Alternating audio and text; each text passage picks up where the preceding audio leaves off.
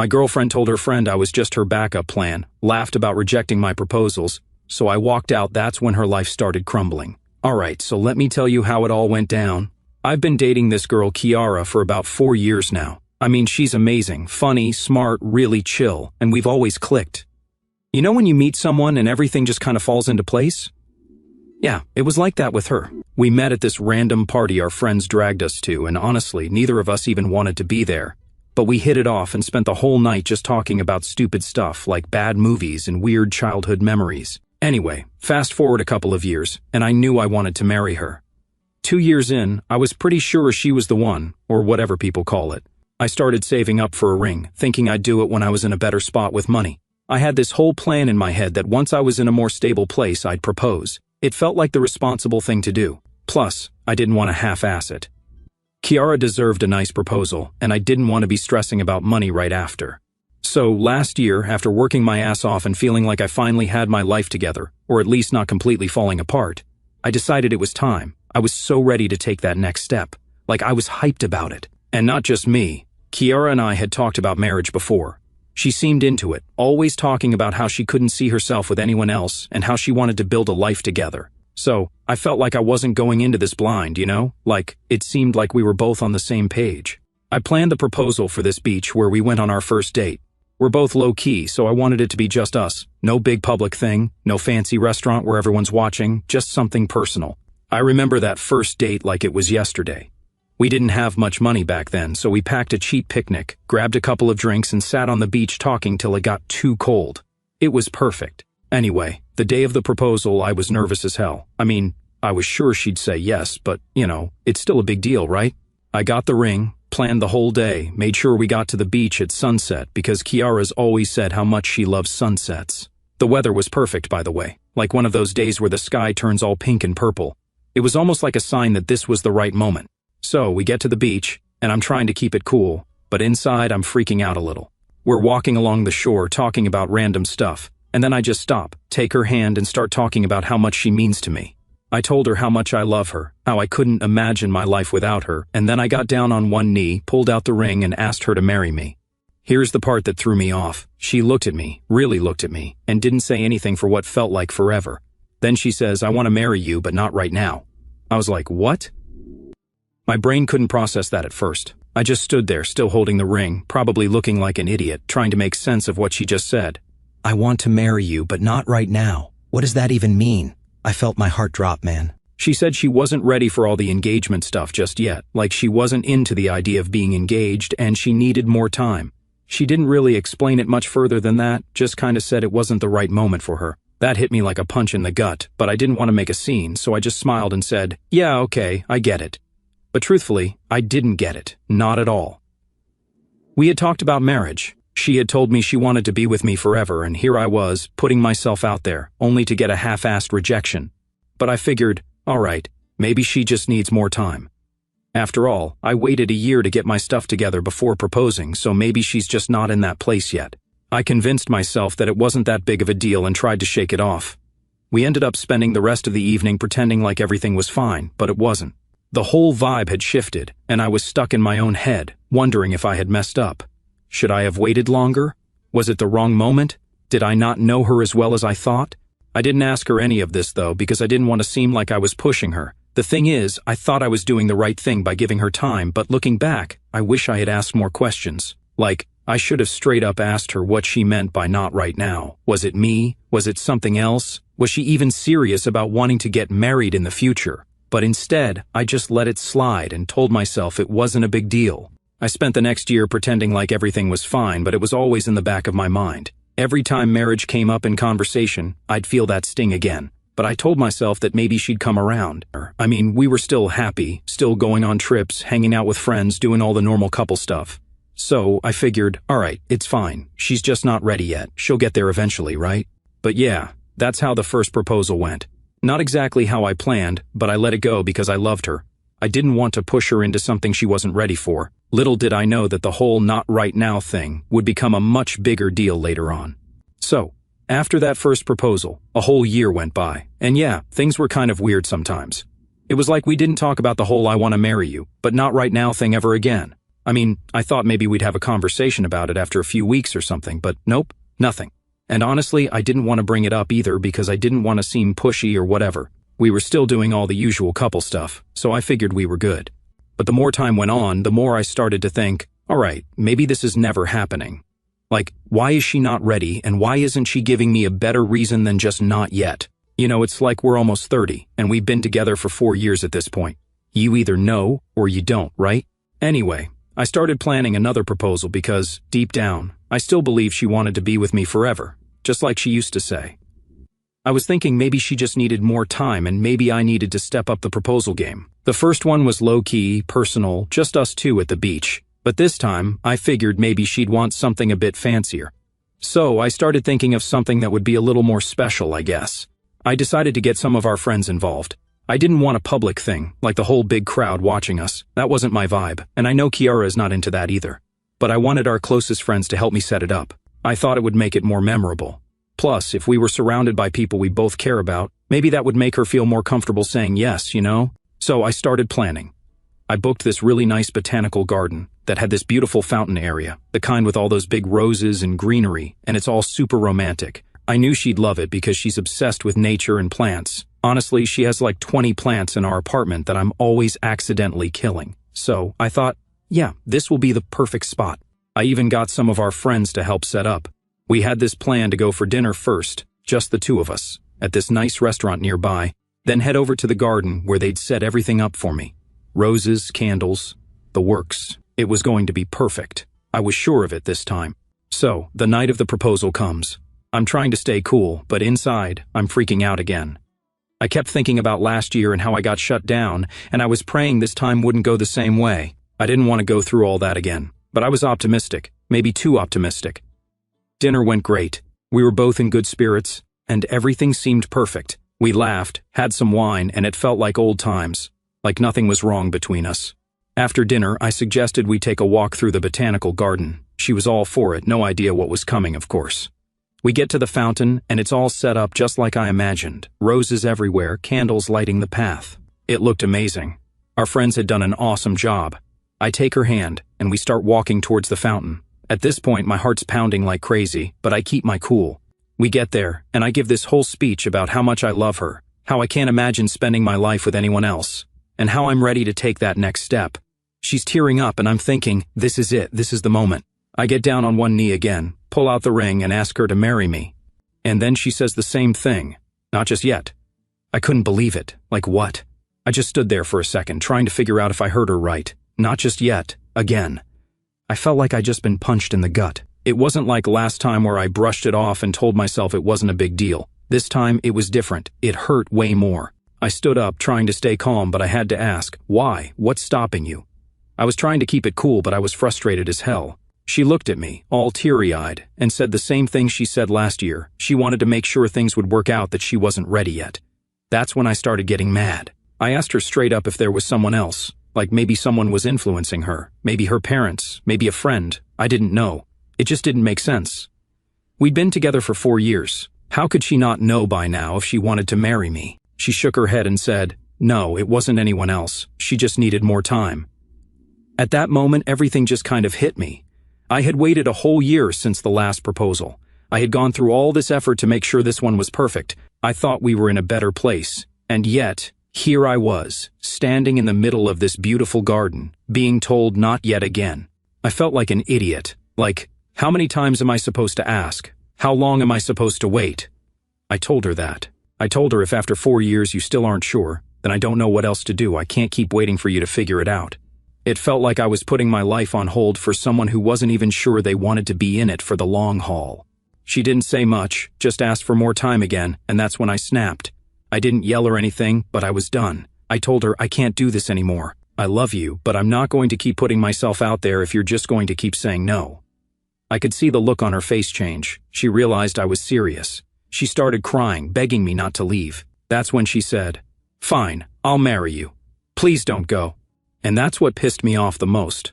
Like, she was only willing to say yes now that she knew I was ready to walk away. It didn't feel real. It didn't feel like she actually wanted to marry me. It felt like she was just afraid of losing me. I didn't even respond. I just walked away. I didn't know what else to say. My head was spinning, my heart was broken, and all I wanted was to get the hell out of there. After that second proposal, I knew something had to change. I couldn't just go back to pretending everything was fine like I did the first time. But for a couple of days, I didn't know what to do. My mind was all over the place. I mean, 4 years is a long time to be with someone, and I wasn't sure if I was ready to just throw it all away. But at the same time, I couldn't shake the feeling that she'd never be ready. And if she wasn't ready by now, then when? I didn't talk to Kiara much the day after the proposal. She stayed in the guest room, which was kind of our unspoken way of handling fights. Just give each other space. Normally, by the next day, we'd talk things out and be good again. But this time, I didn't want to talk. I didn't even know if I had anything to say. I needed to process what had just happened. A couple of days passed, and I realized that I wasn't mad at her anymore. I was just disappointed. You know that feeling when you've put everything into something and you still come up short? That's where I was. Like I did everything right, or at least I thought I did, and it still wasn't enough. It sucked, plain and simple. By the end of the week, we finally sat down to talk. She was the one to bring it up, actually. She sat me down on the couch and said we needed to figure things out. And yeah, we did. We couldn't keep avoiding it. So I told her exactly how I felt, that I couldn't keep waiting for her to figure out if she wanted to marry me or not. I said that if she didn't know after 4 years, I wasn't sure she ever would. She just sat there, quiet, for what felt like forever. Then she said, "I do love you. I want to be with you. I just don't think I'm ready for marriage yet." And there it was again, that same damn phrase, not ready. I could feel my frustration building up again, but I kept it together. "Why not?" I asked. "What's stopping you? I mean, we've been together for 4 years, and we've talked about getting married before. You said you wanted this." She sighed, and I could tell she was struggling to explain. "I don't know," she said. It's a big commitment, and I don't want to rush into something I'm not sure about." That's when it hit me. She wasn't sure about me, not us, not the relationship, just me, and honestly, that hurt more than I thought it would. I could deal with someone not being ready to get married, but not being sure about me after 4 years? That was a whole different thing. I leaned back on the couch, trying to process it. I asked her straight up, "Are you ever going to be sure?" She looked at me, and for the first time, she didn't have an answer. She just sat there, staring at her hands, not saying a word. That's when I knew. I stood up, and I told her, "I can't keep doing this. I love you, but if you're not sure about me by now, I don't think you ever will be. And I'm not going to wait around forever, hoping you'll change your mind." She started crying, and yeah, it was tough to see. I didn't want to hurt her, I never did. But I couldn't keep pretending everything was fine. She begged me not to leave. She kept saying, "I'll marry you, I promise. Just give me a little more time." But that's the thing. I didn't want her to marry me just because she was scared of losing me. I wanted her to want it, to be excited about it. And she wasn't. She was just scared of being alone. That wasn't the kind of marriage I wanted, and I wasn't going to settle for that. So, I told her I needed to leave. I packed a bag that night and stayed at a friend's place for a few days. I figured we both needed some space to cool off and think about what we wanted. But deep down, I knew it was over. There was no coming back from this. The next few days were rough. I kept going over everything in my head, trying to figure out where it went wrong. Was it me? Was it her? Was it both of us? I don't know. All I knew was that it didn't feel right anymore. The relationship had turned into something it wasn't supposed to be, and I couldn't fix it. That week, she called me a few times. I didn't pick up at first because I wasn't ready to talk, but eventually, I answered. We had one of those awkward conversations where neither of us really knew what to say. She kept asking if I'd come home, and I kept saying I needed more time to think. The irony wasn't lost on me asking for more time after being pissed about her doing the same. But it wasn't the same thing. I wasn't waiting to decide if I loved her. I was trying to figure out how to move on. Then came the texts. Oh man, the texts. Her friends, her parents, even some of our mutual friends started blowing up my phone. Apparently, she told everyone I dumped her because she wasn't ready to get married, and of course, they all took her side. They called me immature, selfish, a jerk for throwing away a 4-year relationship just because she wasn't ready for the next step. But what they didn't understand, what none of them seemed to get, was that it wasn't about the wedding. It was about her not being sure about me. I mean, if someone's not sure about you after 4 years, how much longer are you supposed to wait? 5 years? 10? It felt like everyone was missing the point. The funny thing is, some of my friends didn't take her side. A few of them actually said they understood where I was coming from. They weren't taking sides, exactly, but they weren't blaming me either. They knew what I had gone through, how much effort I put into the relationship, and that made me feel a little better, knowing I wasn't completely crazy for walking away. I think that's when I finally accepted that it was over. I wasn't going back. No amount of begging or promises was going to change the fact that she didn't see a future with me, not really. I went back to our place to get the rest of my stuff about a week later.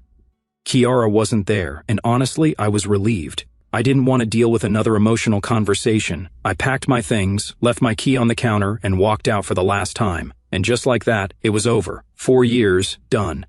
And yeah, it hurt like hell, but for the first time in a long time, I felt like I made the right choice. I wasn't going to settle for someone who wasn't sure about me. I deserved better than that. So, after I packed my stuff and walked out of the apartment for the last time, I thought things would be kind of easier, like I expected to feel this massive weight lift off my shoulders or something. But instead, everything felt heavy. I don't know how else to describe it, but it's like the breakup didn't really hit me until I was back at my friend Kyle's place, just sitting on his couch with my duffel bag at my feet. Kyle's a good guy, one of those friends who doesn't ask too many questions and just hands you a soda when you need it. He didn't try to pry or give me advice. He just let me crash at his place, and we spent most of the nights playing video games or watching dumb movies. It helped for a bit, but then the messages started rolling in again, and I couldn't escape the reality of what was happening. Kiara texted me almost every day at first. It was the usual "can we talk?" and "I miss you" messages, which I kind of expected. But then she started getting frustrated.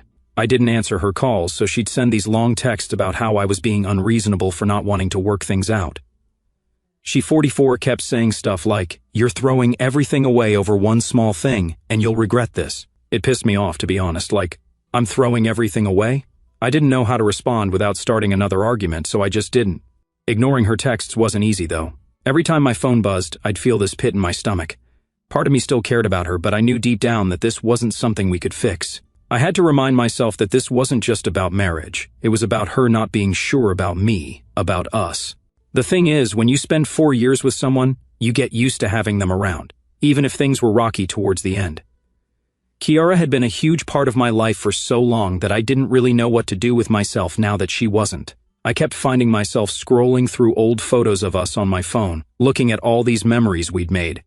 It's stupid, I know, but it was like I was trying to figure out where things went wrong. Like, was there something I missed? Some sign that things were falling apart before the proposals?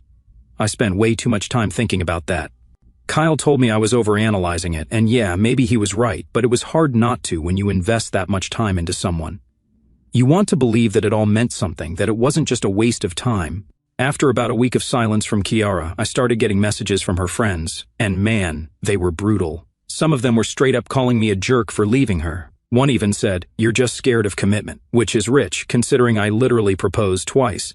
Another one of her friends wrote this long message about how I was being selfish for not giving Kiara more time to figure things out. Apparently 4 years wasn't enough. But here's the thing. Her friend Ashley actually sent me a message saying, "You were just a safe bet for her. She'll find someone better now." Like, damn. I didn't respond to that one either, but it stuck with me. Was I just some backup plan for her? It wasn't like Kiara ever said anything like that, but the more I thought about it, the more I wondered if she was waiting for someone else, someone better, whatever that means. Meanwhile, my friends were giving me their own opinions. Kyle, as usual, kept it simple. "Dude, you're better off. If she can't decide after 4 years, she's never going to." My buddy Matt was a bit more vocal. He thought I should have left sooner, like after the first rejection. He kept saying, "Why'd you give her a second chance, man? She made it clear the first time." I didn't really have an answer for that. I guess I just didn't want to give up on her that easily. Maybe that makes me sound stupid, but I wanted to believe things could still work out back then. It was a weird mix of emotions. I was angry, frustrated, but also sad, and part of me couldn't shake the guilt. Every time I saw her friends' texts, I'd think, am I the bad guy here? I kept questioning myself, even though I knew I did what I had to do. Breaking up wasn't some knee-jerk reaction. It was something I thought about for a long time. But still, when you're getting hit from all sides with people telling you you're the asshole, it messes with your head. About 2 weeks after the breakup, I finally got a text from Kiara that wasn't angry. It was simple. "I understand now. I'm sorry. I hope you find someone who makes you happy." That was the last message I got from her. No more calls, no more texts. It felt weirdly final, and I wasn't sure how to feel about it. On one hand, I was relieved that the constant back and forth was over. On the other hand, it felt like the last thread between us had been cut. I wish I could say that's when everything got easier, but honestly it didn't. I still had moments where I'd think about her, about what we had and what could have been. But over time, those moments got fewer and fewer. The more space I had from her, the more I realized that breaking up was the right choice. It hurt like hell, but it was necessary. I didn't want to be stuck in a relationship where I was always waiting for her to be ready. Eventually, I moved out of Kyle's place and got my own apartment. It wasn't anything fancy, just a one-bedroom in a decent part of town, but it was mine. I started focusing on myself more, hanging out with friends, hitting the gym, just trying to get my life back on track. And slowly, things started feeling normal again. I'm not saying I'm over it 100%, but I'm in a better place now. Looking back, I realized that I deserve someone who's sure about me, not someone who needs years to decide if I'm worth it. It's still a tough pill to swallow, but I've accepted it. So yeah, that's the aftermath. It wasn't pretty, and I'm still dealing with some of the fallout, but I think I'm finally moving on. So, after months of adjusting to life on my own, I felt like I was finally getting the hang of things. It's not like everything magically got better or something, but things were just easier. I wasn't waking up every morning with that knot in my stomach anymore. Kiara wasn't on my mind all the time, and I wasn't constantly checking my phone to see if she texted. I had my routine, my space, and honestly, it was nice to have my own place again. I could leave dishes in the sink if I wanted, blast music at 1 a.m., or just sit in silence with a soda on the balcony, no one to answer to. It felt good. Work was going fine. I wasn't one of those people who throws themselves into their job after a breakup or whatever, but having something to focus on definitely helped. I didn't think about anything else when I was knee-deep in projects or sitting in meetings. I think that was my biggest win. Just being able to focus on something without getting distracted by thoughts of the past. But as anyone will tell you, just when you think you're moving on, life has this way of throwing something at you to test if you're really over it. I was at a bar with Kyle one Friday night. We hadn't done a proper hangout in a while because we'd both been busy with work, so we decided to grab a few drinks, shoot some pool, and catch up. The night was going great. Laughs, beers, trash-talking over pool, the usual. It was just one of those nights where you're not thinking about anything too heavy, just enjoying the moment. Then, out of nowhere, Kyle gets this weird look on his face while we're playing. I'm about to line up a shot when he says, dude, Kiara's here." I froze. My mind went blank for a second, and I just stood there with the pool cue in my hand, not knowing what to do. I hadn't seen her in months. Yeah, I knew she was seeing someone new, but it's one thing to hear about it through the grapevine and another thing to see it with your own eyes. I tried to play it cool, though. I didn't want to freak out or anything. I mean, it's a small town, and it was bound to happen at some point, right? I took a deep breath and casually glanced over, and there she was, sitting at the bar with a guy. They were laughing, having a drink, looking like they were having a good time. And you know what? It didn't hit me the way I thought it would. Yeah, my heart kind of sank at first, but it wasn't the gut-wrenching feeling I was expecting. I just stood there, staring for a second, then looked back at Kyle, who was watching me like I was about to lose it. I shook my head and said, "It's fine, man. Let's keep playing." And that was it. No big dramatic moment, no meltdown. We just went back to the game, and I did my best to act like I hadn't just seen my ex with someone else. It wasn't easy, though. Every time I looked up, there they were, laughing, talking, looking happy. It wasn't jealousy exactly, more like this weird mix of nostalgia and relief. Like, part of me missed her, but another part of me was glad it wasn't me sitting at that bar with her anymore. Kyle noticed I was kind of quiet after that and asked if I was cool. I told him I was fine, but deep down I felt this weird emptiness. Not because I wanted Kiara back, but because it hit me that this chapter of my life was really over. Seeing her with someone else was like the final nail in the coffin. It wasn't just me moving on, it was her too, and that stung a little even if I knew it was for the best. We finished up at the bar and decided to call it a night. Kyle kept asking if I wanted to grab another drink or hit another spot, but I told him I was tired and just wanted to head home.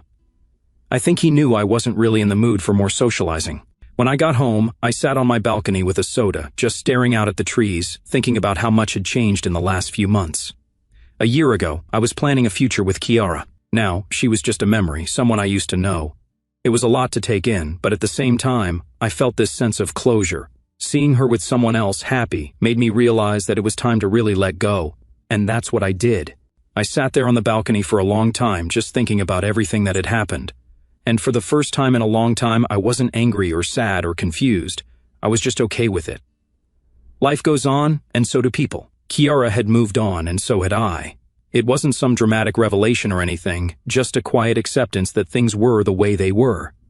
The next morning, I woke up feeling lighter. It sounds cheesy, but it was like this big weight had been lifted off my shoulders. I wasn't holding on to any anger or regret anymore. Kiara was part of my past, and now it was time to focus on my future. Over the next few weeks, I started putting myself out there again. I'm not saying I jumped back into the dating scene or anything. I wasn't ready for that yet, but I stopped avoiding it. I went out more, talked to people, started thinking about what I wanted for myself, not just in a relationship but in life in general.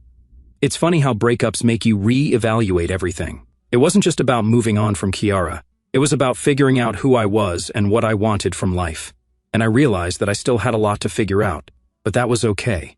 I wasn't in a rush. For the first time in a long time, I was content with where I was. So, yeah, that's pretty much where things stand now. I'm moving forward, slowly but surely. It's not perfect, but life never is, and honestly, I'm okay with that. I'm learning to take things as they come, to not stress too much about the future, and to just enjoy where I am right now.